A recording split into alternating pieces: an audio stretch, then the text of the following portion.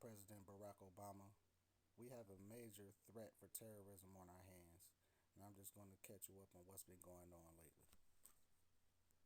A terrorist cell has been identified and placed under surveillance. The handler of this terrorist cell has been located and arrested by the Canadian authorities.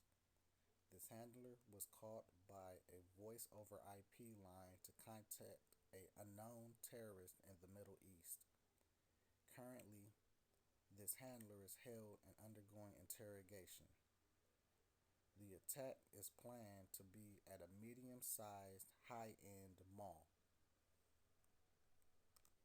The terrorist cell had their premises searched after a FISA warrant was obtained. IED materials and a small supply of civilian firearms were found.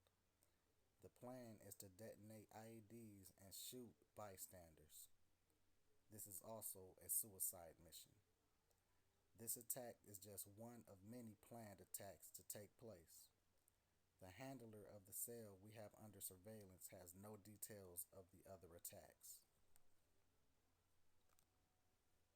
What we know about the other attacks. The attack as a whole will begin the day after Thanksgiving, Black Friday. The attacks will last about 2 weeks.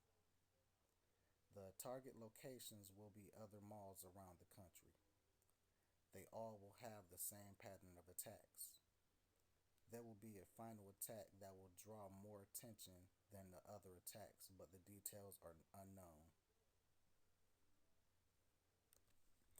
After finding out what we know about the attacks, we came up with a plan of counterterrorism. This is what we came up with so far. Our goal is to intercept intelligence from high-ranking members of the group.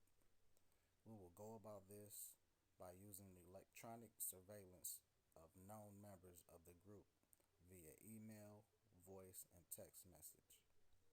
Using a specialized task force, including the FBI, CIA, NSA, and DIA, they will gather intelligence and share it between each other.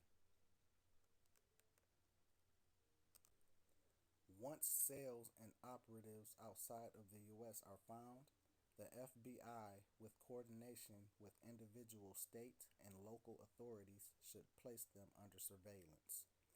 We must be ready to respond to the increased intelligence on the final attack. High priority targets such as power plants, infrastructures, and communication facilities should be placed on high alert and be told to look for suspicious activity, including reconnaissance of their security.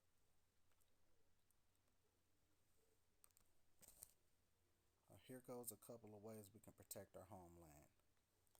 These acts of terrorism should be kept from the public to avoid mass panic.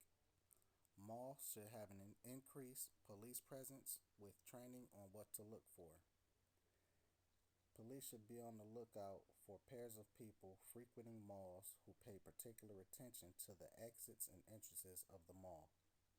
These people will live in the area of their target and have a reason to be at the mall, but oftentimes will stop by and not purchase anything. Knowing how to spot someone doing reconnaissance is of necessity for those providing security. The owners of the malls must be alerted to the threat of attack and the need for increased security. Targets that have a possibility of being attacked should have limited access. Bomb sweeps by police dogs should be done several times on a daily basis. Bomb scanners should be placed at all loading bays and public entrances, and they also should be hidden.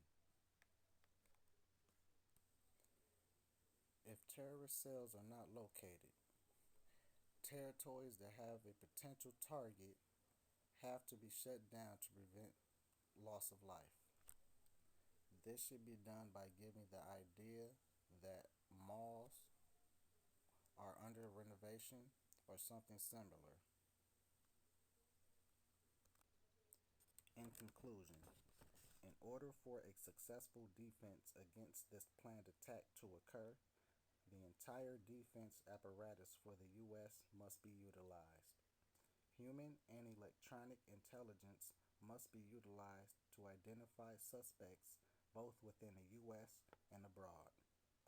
This means that multiple intelligence agencies and law enforcement agencies at the local, state, and federal levels must work in unison and cannot operate as independent entities. Information must be shared and readily available by all at command levels involved in preventing this attack. Physical security of possible attack sites must work in conjunction with increased intelligence.